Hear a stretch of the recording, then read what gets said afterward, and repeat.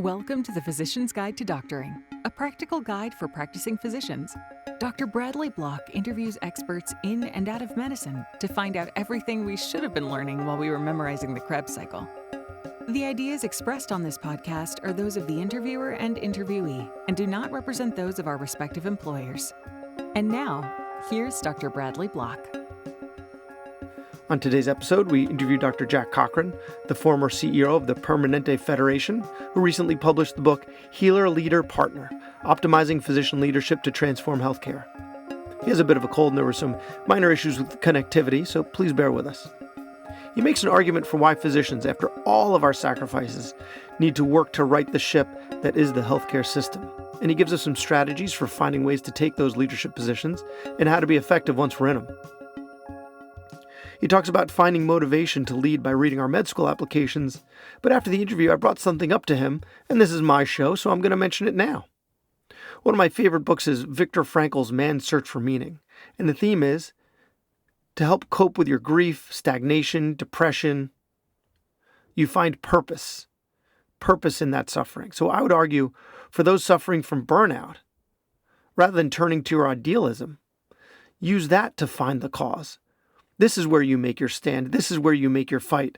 And this is where you direct your leadership. He also gives us some recommendations for two small but powerful habits that we can use to help cultivate leadership traits within ourselves. One that fits neatly on a 2x2 and the other that fits neatly in a 3x5. And at the end, we discuss his views on mentorship. And it reminded me of a Calvin and Hobbes cartoon where Calvin says, "There's treasure everywhere." You'll see what I mean. Welcome back to the Physician's Guide to Doctoring. On today's episode, we have Dr. Jack Cochran. He started out like me as an otolaryngologist and then went on to become a pediatric plastic surgeon. And eventually his career led him to become the executive director of the Permanente Federation. Now, Dr. Cochran wrote a book called The Doctor Crisis: How Physicians Can and Must Lead the Way to Better Healthcare, and recently published his second book, Healer, Leader, Partner, Optimizing Physician Leadership to Transform Healthcare. So, Dr. Cochran, thank you so much for being on the podcast today. Thank you, Brad. It's great to be here. So first, can you tell us how you went from pediatric plastic surgeon, to the executive director of the Permanente Federation? Right. I can only tell you that because I experienced it, but it was not a thoughtful, proactive, intentional life plan. It was more a series of learning, reaction, acknowledge what I was seeing, and then changing. So I started off because somewhere in medical school, I did not come from a family of doctors. I'm not a physician family. And so I didn't know what I wanted to do. I thought probably general family practice or something. But I really realized I had a great interest in surgery, and I really loved doing the reconstructive plastic surgery that I saw in med school, because it seemed to make such a difference to kids with facial deformities and burns, et cetera. So it seemed very, very impactful. So I did that, practiced it, went into private practice in Denver, Colorado. And while I was there, was sort of encouraged or tapped by some of the hospital leadership along the way to, why don't you become chairman of the surgery department? I did that for a few years, and then president of the medical staff. So I was sort of being encouraged by my colleagues to do some leadership. I then switched my practice base from a private practice to Kaiser Permanente because another acknowledgement of the changes in healthcare.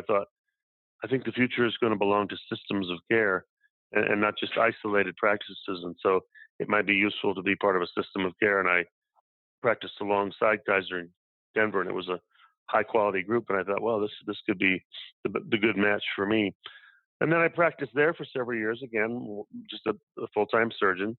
And change happened. The managed care era came and lit up the skyline with all kinds of concern and angst. And I became involved in the medical group for Kaiser as a board member. And shortly thereafter, was recruited and selected to be the president of the regional medical group. So a series of things that were not well necessarily planned, but happened. And I realized I had some sense that leadership was at least a capability of mine, although I had to spend an awful lot of time developing it. And then the Colorado region, which I led for 7 years or for 9 years, from '09 to 99 to '07, was did very well, and I was recruited to be the national leader for the Permanente Federation, which is the national organization providing support for all 8 Permanente medical groups. So that was the journey. It was a bit of a take advantage of situations, learn, do what I could, try to make improvements, and then, getting some recognition that maybe what I was doing was working and helping. And so I got asked to do some more things. And frankly, I learned on the job. As I've often said, the reason I think physician leadership is so important is that it's just not a part of any of our intrinsic training. And so to be a plastic surgeon, I had 4 years of medical school, 6 years of residency, extensive certification and examination and monitoring and proctoring to ensure that I was competent. On the other hand, when I went into the leadership of the business of medicine as the president of a regional group, my training was just in time, on the job, trial and error. And that could not be a more stark contrast between the two career paths. So lots of self-learning, lots of learning on the job. And I thought maybe what I learned should be distilled down into something that could be useful for aspiring and established doctors to make them more competent and more confident, because we don't get trained in the skills of the human condition of leadership in our basic training. And in your book, it's not a how I did it, right? It's a compilation of evidence-based information that can help us to become better leaders. And that's one aspect of it that I really appreciated. Not just I was a leader, this is how I did it, and this is why I was successful, but rather these are the lessons that I learned, and these are the studies and psychologists and other leaders that I'm referencing to show you that it wasn't just how I did it, but how others are doing it as well. Right. Well, you're very discerning. That book prototype that you mentioned, which is "Look at me. This is what I've done, and this is how I did it." There's no shortage of those, and I have read a number of them, but not finished all of them.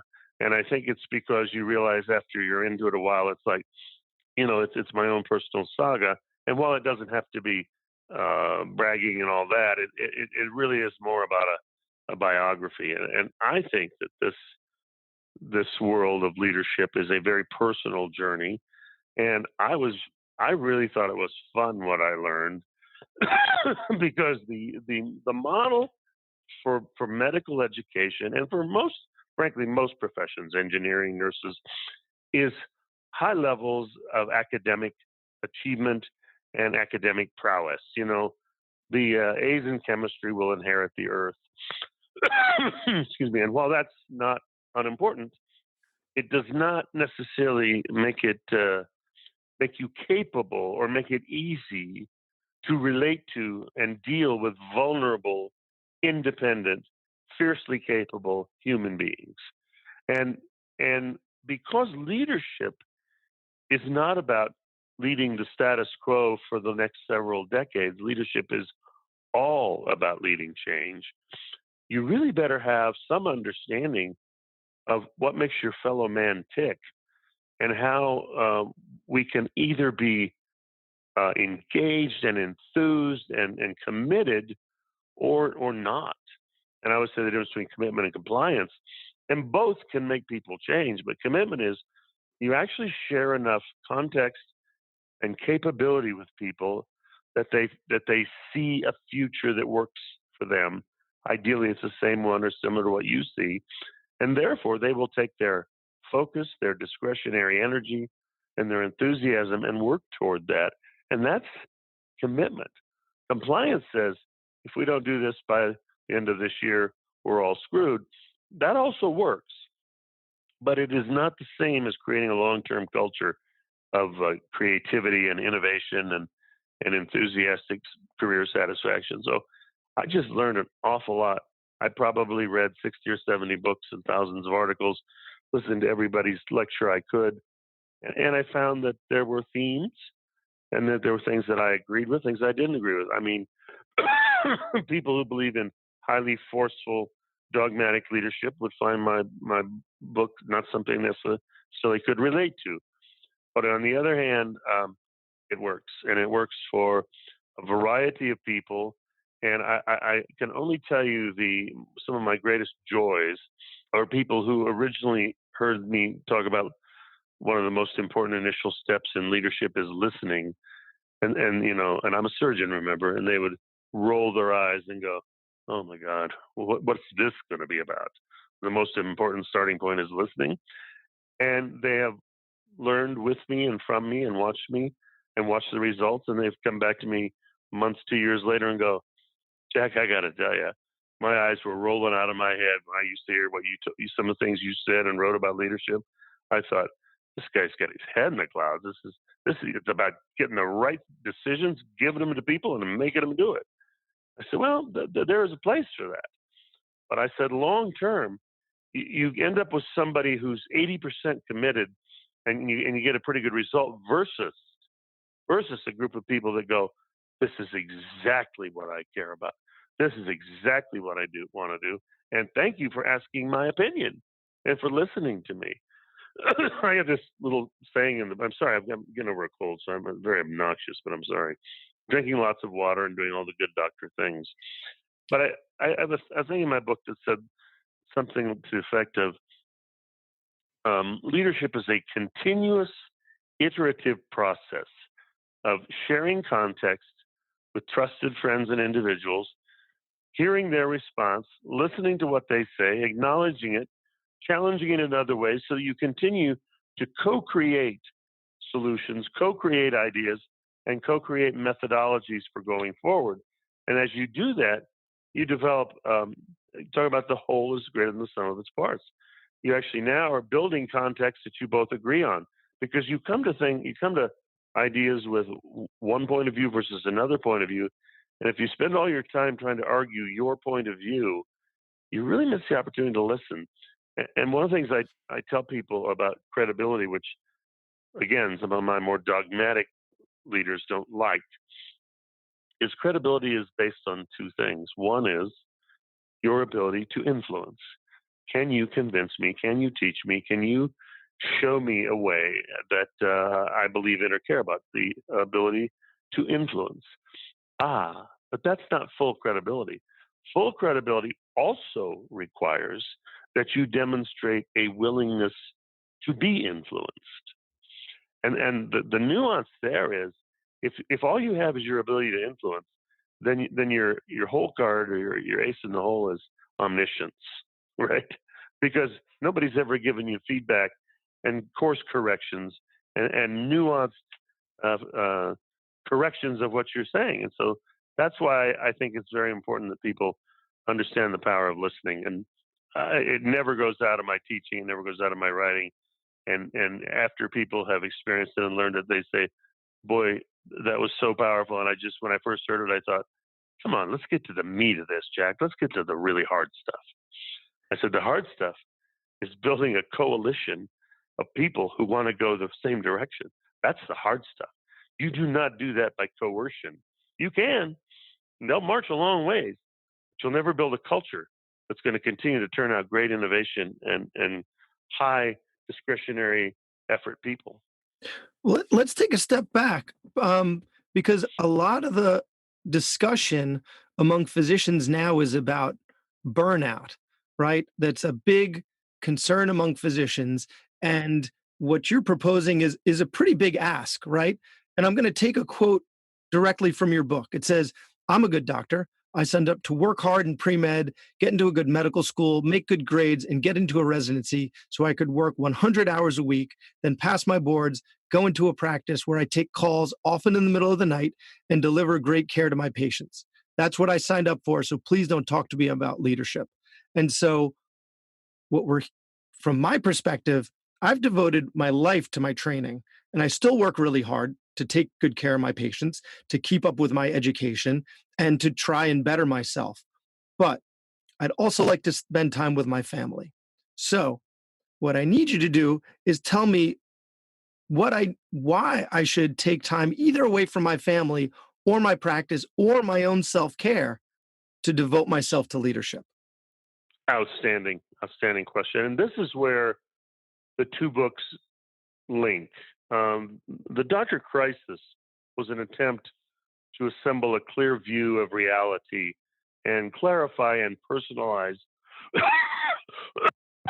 patients and caregivers the real realities of certain contrasts. And the contrasts that are along that career you just described, healthcare got a lot better.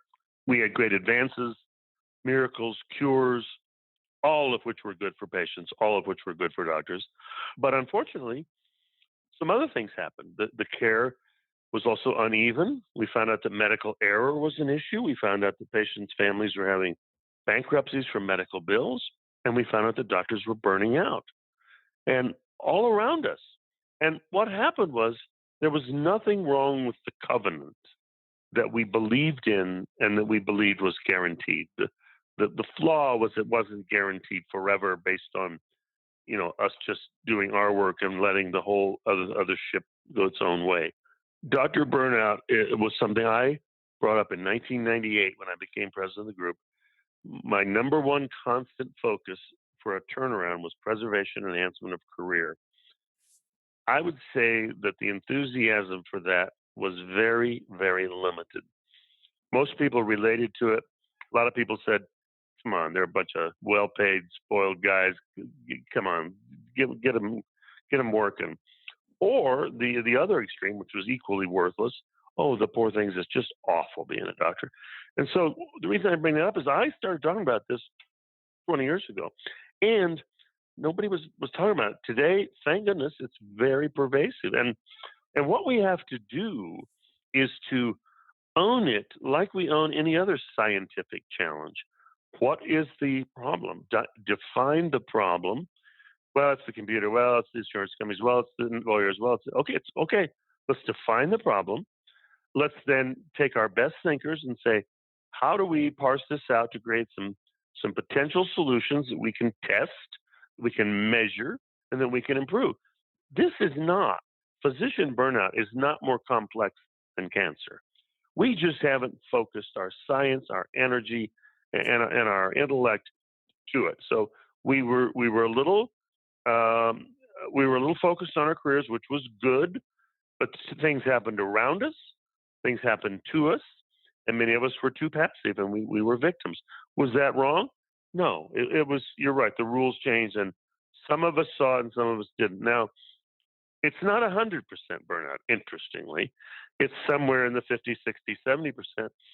What are the happy ones thinking? Well, many of them have gotten into organized systems of care or other careers. They've done a lot of things, but basically the issue that we're talking about is when we were young and we had the dream of being doctors, we knew we had to work our butts off. So we took hard classes and we made good grades.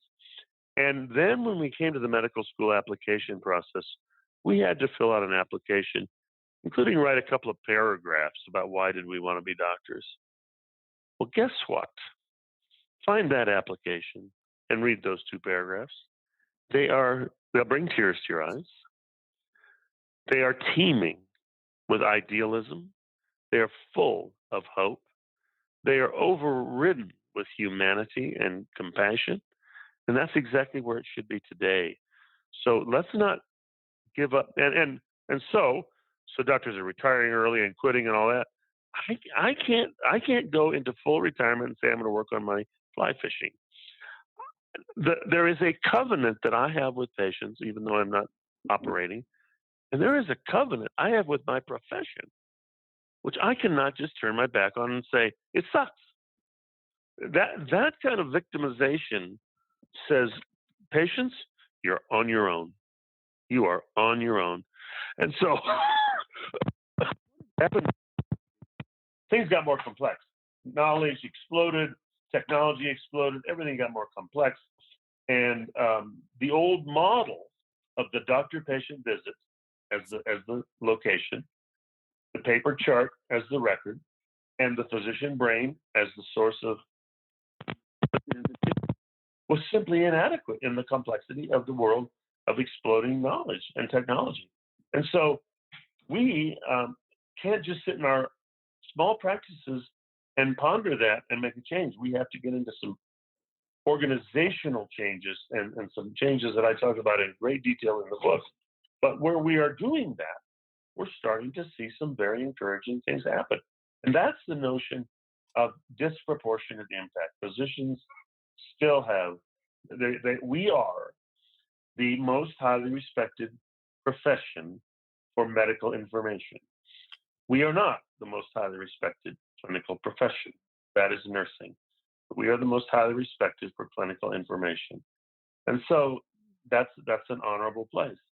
And by the way, as I said before, we may have a hard day, we may be having a hard time, but the role of patient, no matter how tough our day is, the role of patient is involuntary and instantaneous. And they need us to retain our covenant to the issues that are facing them in healthcare, because they don't want Watson or some AI system to come in and take care of everything. On the other hand, let me give you a little example. This happened to me in 2 years on 2 continents. And it was like, Jack, I think you've been slapped. I was at an app development conference in about 2012 at Stanford Business School, not Stanford Medical School, Stanford Business School. A bunch of medical app developers, and I was probably the only guy in the room with a tie. And I gave a talk on physician leadership, and then I was on a panel. And the panel was 3 medical app developers in their 20s and 30s and me. And the guy who ran the panel, he said, okay, the 3 of you guys are developing apps. You're trying to get healthcare fixed from a different point of view than doctors. Turn to Dr. Cochran and tell him how you view doctors in your business development. And I thought, what a setup. So the first one says, we're still trying to figure out, we can't get doctors interested in what we're doing. You know, every once in a while, someone will say, that's interesting, but I'm busy. I got to see 40 people a day. Sorry. And so we can't even get them interested. The second one says, we gave up. We tried. They wouldn't listen. They were only going to do things their own way. They weren't going to try anything new. So we gave up. So you can tell that the temperature in the room is growing, right? The third one said, screw them. They had their chance. They decided not to embrace the modern world of information and technology. We completely ignore them. All we care about is patients and insurance companies. And you talk about a knife through the heart of a doctor, a person who's trying to develop cures for problems through the tech world saying, we care about insurance. The next year, I was in Brussels, and I was on a panel with a guy who was the president of the European medical student. And I said to this medical student, I said, how do you deal with the complexity? We used to carry the Washington Manual or the Harry Lane Handbook or something with us all the time in our little white coat pocket. He says, well, we still have some of those, but our professors suggest that we use Wikipedia and Google. And I thought I was going to fall off my chair. I thought, what is going on right this minute in the ivy-covered brick tenured walls of organized medical schools? Do they know this kid just said this? That they talk about Wikipedia and Google? And I was shocked. But what he was saying was, he wants to carry around 3 journals and 4 books and all that. And it just framed for me that all of my assumptions were just that. They were my assumptions. And these guys were dealing with a new world, trying to adapt to it, trying to create different solutions. And so now, instead of the doctor brain and the one-on-one visit, very much like the old go to the bank to cash a check, and then there was ATM machines, and now there's cash in your cell phone. Now we have got to do the same thing with medicine, which is to move it much more electronically and personally to the patient. So I think yeah, what you're saying. So the argument to put forth to the reluctant physician who's saying, "I barely have time for myself. How am I going to have time to devote to leadership?" The answer is, well, you have to, because if you don't, someone else will. And if if you're not the one steering the ship, then someone else without your best interest in mind will be doing it. So you have to find the time somewhere. Let me tell you what it's not, because I think you have probably experienced that, and this is very common in community hospitals. I'll tell you what it's not. It's not, hey, Brad, be a good guy, volunteer, be chief of surgery. You're going to have to go to a dinner 2 Thursday nights a month. One is the quality committee, and after you've operated all day and made rounds and barely gotten through the day, we're going to sit down and give you a chicken dinner and go through quality reports. And then the other Thursday night a month, we're going to have the executive committee, another chicken dinner and another evening out of your life. And by the way, I hope you're good at it, because we're going to give you some people who understand quality and are going to help you. That is the model that created no traction around physician leadership, because we weren't prepared, we weren't trained, we weren't supported, and we were not given time. And so what we have to do, and that's why in the final chapter when I talk about becoming, or practicing healer, leader, partner, talk about you have to first of all start in an organizational construct where there is a sense of where you're going. What is the direction or the mission? That sounds like old school thinking, but you better know what you're signing up for, and they better know what you're signing up for. So that's important. And then the second one, I call it structure for efficacy and efficiency. And that's when Kaiser Permanente, the ACOs come along. By structuring, you start to say, I'm going to have business structure, a systematic approach to care that's going to include actually spending money for doctors to not deliver care, to be on finance committees, to be on IT committees, and not to do it at 10 o'clock at night after the end of their day. We're going to invest time, money, and training to give physicians the opportunity to have this as part of their life. Most physicians actually don't mind a little break from clinical at times, but not if it's on the backs of their life, their budget, their family, et cetera. So organize for efficacy and efficiency, and then create a system that says, yeah, we're not going to just say all the doctors are volunteers and all the finance people are well paid. We're going to have a system that says, and the physician should not be physician as victim, which I've talked about. They should also not be physician as tyrant, which says, okay, you business people, I'm done. That is also it's really a slap in the face to the profession. So yes, you have to find a place where you can become part of the solution. Sometimes it means moving or changing bosses.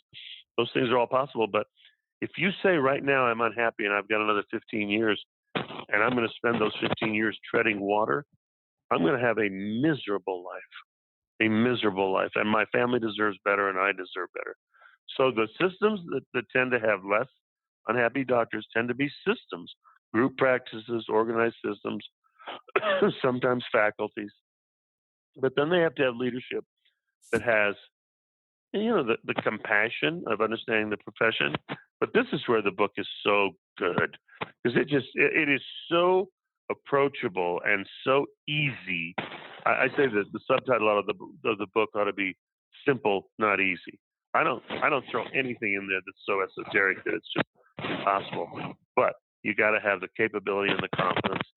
And what I love was when I've got a guy who's a resident at Duke who read it, and he says I'm on call every other night. And he says I read this book twice in 1 week.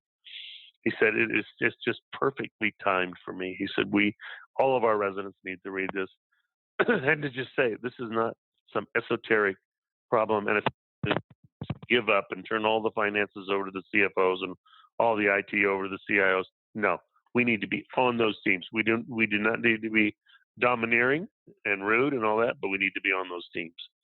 So it's in the book you talk about traits. So let's say we find ourselves in that position, right? The board or the executive committee of the hospital asks you to serve in a leadership position. You accept it with the caveat that it is instead of summing up your clinical hours, not in addition to them.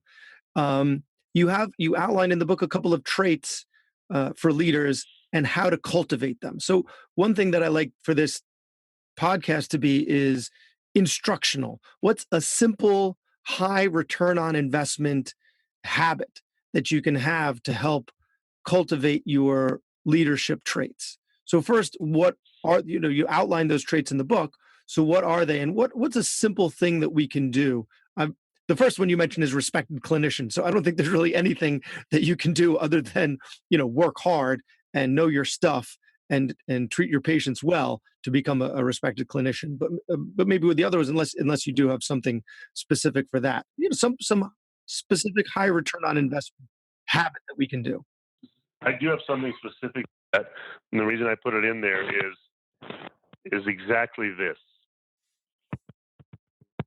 You will find a physician who's burned out being a doctor, doesn't like it, and by the way, isn't all that committed or all that good at it. And so they decide they're going to become an administrator.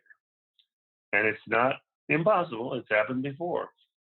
That's why they give us the bad name, because now they're going to be administrators and they're going to turn over their shoulders where we used to be their friends and go, okay, you guys, you got to do this, this, this, and this. So respected for your clinical craft is more than your skill as a surgeon. It's where is he at 3 a.m. when I need him and call him, or how is he toward the nurses, or is he a dignified soul? It's really important. Respected for your craft, and it's it's number 1A or something with integrity.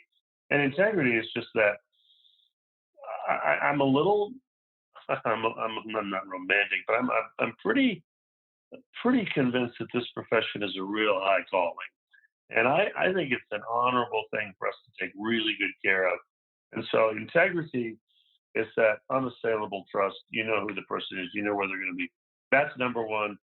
Respected clinician is number two. Things like EQ, humility, more enterprise-wide views, those are also important.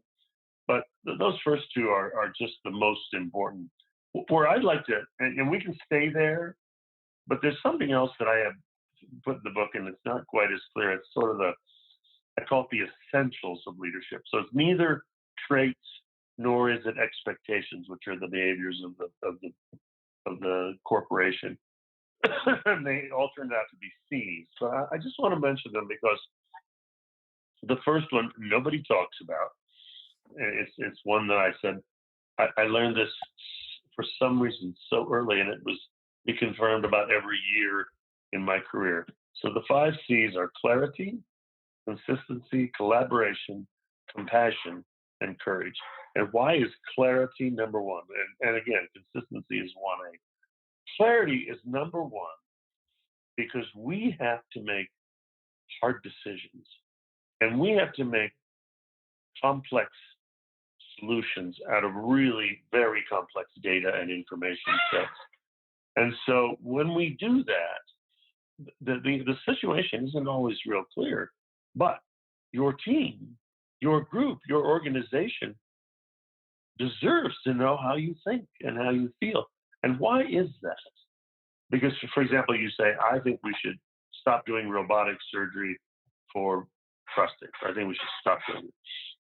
Well, that's a pretty bold statement, but it's clear.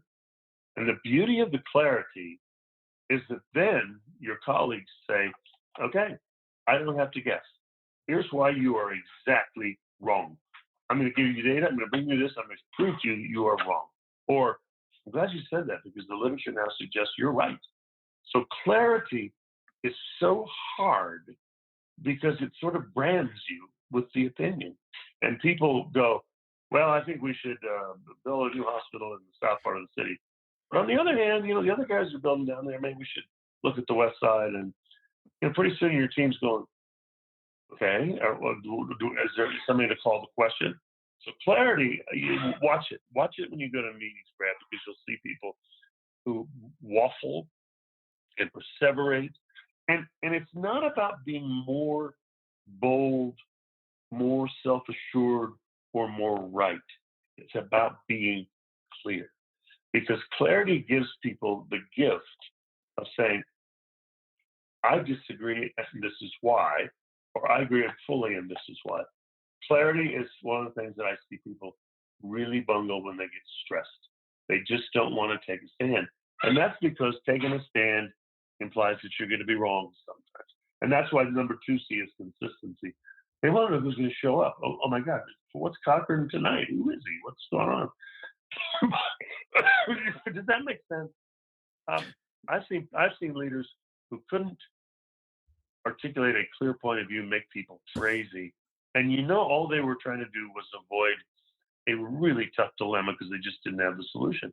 And by the way, one solution is I've thought about. I have no bias. You guys are going to help me, and that's why I go back to talk about listening. Listening is it's more important than people ever understand, because don't forget, you are a gifted otolaryngologist. You are trained deeply in a field with multiple years of residency and training and research and all kinds of things. You're not deeply trained in leadership. And so listening says, I'm going to be a leader. I'm not omniscient. I'm going to have to take the time to understand what my friends and colleagues' points of view are. Well, I think that gets also back to humility, right? Because if you're clear about what you want, but in the setting of humility, if it turns out that you're very clear and very wrong, you still have to have the humility be able to accept that. And I'll just give you a lesson that I provided for a guy one day, and he said he thought I was kind of full of it, and then he said within 3 months it was so valuable to him, and that is the consequences of clarity are it's your decision, your name's on it, you made it, and so there's no question when the outcome occurs that you had your fingerprints all over it. But I said, here's what's important is that when you are wrong, and if you are not wrong enough, you are not making very large decisions. You're making 60% decisions. Sometimes you got to make 100% decisions. And if you're not wrong once in a while, you're not taking enough stretch and not taking enough risk. But here's the situation. If you go through a process, you come up with a solution, and you declare it, and it gets executed, and it's wrong, it is a pivotal point for you in your personal development and your personal well-being. And it's this. If you're wrong, how you go from there is one of the most telling realities of yourself and of your leadership. If you deflect blame, if you externalize blame, if you minimize results, if you deny the results, if you do all those things, then you've really created a lose out of a potential neutral win. Because now you're spending all your time backtracking, and there is never no learning going on. On the other hand, if you say, well, this was my hypothesis, this was our idea, it did not work. Starting point is, it did not work. Where do we go from here? Well, we better examine our assumptions. We better examine our data. We better examine our thought process around the strategy. We better examine our structure around execution, and we better examine the execution. Now, if you commit to do that and you're dead wrong, then you deserve the final piece of the learning curve, which is personal forgiveness. Personal forgiveness is what you deserve when you make bold decisions, when you're clear about it, when you go out to people and you say, we're going to have to do this. I'm not 1,000% sure, but this is where we're going. And then you're wrong. In order for you to ever do that again, and not next time take a 50% less risk, you got to learn to forgive yourself. And this is not the groveling, fall down, I'm not worthy forgiveness. This is, wow, I really learned from that. I was wrong kind of forgiveness. And I think I've heard that referred to is talking to yourself as if you were one of your friends, right? If your friend was in that situation where they made a mistake and the outcome wasn't what they wanted, right? What would you tell your friend? Well, what we tell ourselves is frequently not the same voice that we would use to tell our friends, and we're much harsher. And if I think I've heard if we speak to ourselves, if we speak to our friends the way we speak to ourselves, we wouldn't have any friends. So I think is that correct? Yeah, that's a good. I haven't heard that way, but that's great. And it's true. It's just the concept of personal forgiveness is not weakness. It's a matter of recharging yourself from a position of great vulnerability. And we need to make hard decisions.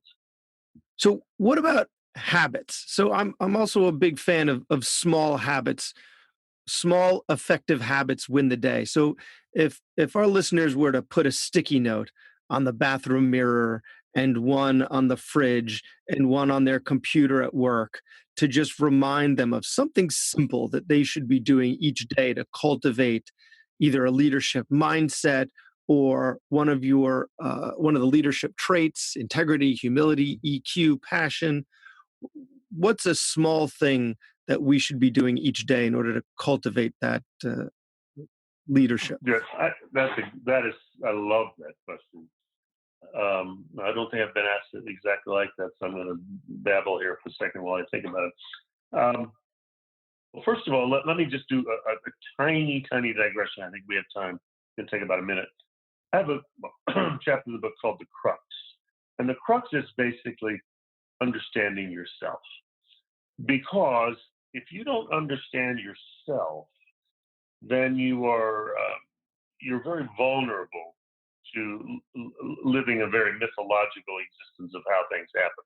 And by that I mean this: do you fundamentally believe that your fellow man, your fellow colleagues, your doctors, your nurses, whatever, given the options, the information, etc., are most likely to try to do the right thing, want to do the right thing, and carry good values with them?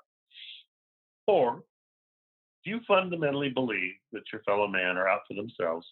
They're going to do what they need to do to get their things done and get them done, and that they are very self-centered. Now, as you know from the dichotomous nature of that question, there are people on both sides. We have both types of people.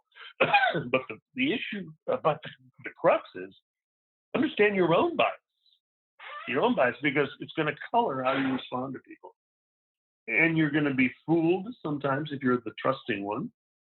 And that's okay as long as you learn from it. But so the trusting one says, I believe in you. I'm going to share information. I'm going to, carry you along with this conversation, et cetera, et cetera. And I'm going to believe in you, et cetera. It starts with listening and then acknowledging their points of view and then challenging the greater context as you build it. And it's a slower, iterative process that involves a lot of listening.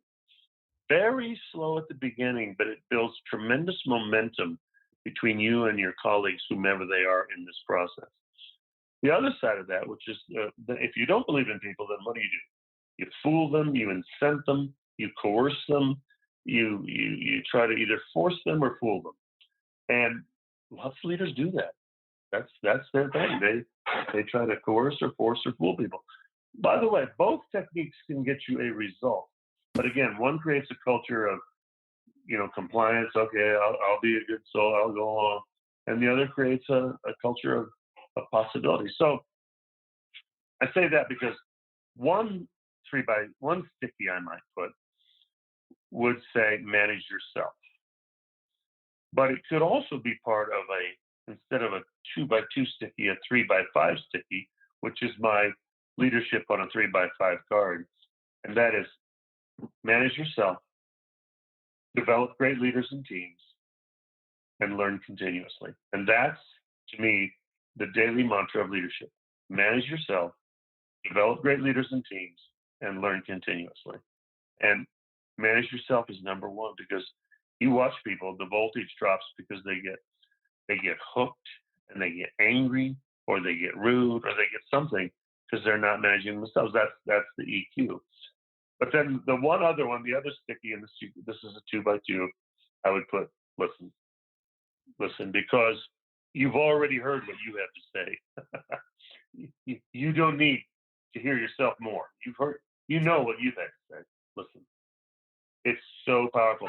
I said that one of the great opportunities for me, one of the reasons I was, by some standards, successful early, was I was so inexperienced, on the job, just in time, trial and error. I was so inexperienced that I had to go out and sit down with primary care docs and just listen to them. And I go, geez, really? Yeah, that's what that computer does to our daily practice. I said, well, it's not that hard in surgery. So listening is so important. And I would add as a caveat to listen that when you're listening, you really need to be fully present because we always have that running monologue in our own heads that frequently responds to people as they're speaking. And you need to find a way to shut that off. And when you're really present, you're shutting that off so that you really are listening. Because I think it's easy to kind of nod and kind of acknowledge what they're saying, but you also have to find a way to shut off your own inner monologue while you're doing that so you can really truly be present and really that's an effective tool for listening. And that's the listening that says, I'm just going to listen long enough till you give me an opening to make my point. Right? That's the listening you're talking about, Which it sounds like what I just did to you. So I guess I apologize for that. No, not at all. Not at all. You give a very good example. Very good example. But that's the true listening is it's a practiced craft. It's really something you have to, because we're all in a hurry. We've all got to get things going, but the act of listening creates a little space in the room where people who are, because otherwise, you go in there and you blow people away with your rank, your serial number, your title, and your charisma and all that. And pretty soon they just say, okay, forget it. There's nothing I can add to this. This guy's just going to go all night. But I think, that's the listening for, and you see that. It's almost funny, except it disrupts the meeting. But somebody's just sitting there listening, and as soon as somebody says something where they can get their 2 cents in, they jab it in there. As opposed to, sometimes the best example of good listening is when somebody's done, you go, wow, I had never thought of that. I got to tell you, that one did never cross my mind. And we spend a minute on that. Very powerful. Very powerful. Very honoring. We have plenty of opportunities to practice it because we see patients every day where we listen and need to be present and need to shut off that inner monologue and actually hear their story and hear what they're saying. So that's the 2x2 right there. Listen. Yeah. There's one more thing that you spoke about in the book that if you have time, I'd like to go into a little more detail before we wrap this up, and that's mentorship. Mm-hmm. So how do we find mentors? How do we keep them? How do we effectively learn from them? I wrote a whole chapter on it, and it is not a static discipline or field in my view, and that's why I wrote the one piece called "Mentors Everywhere."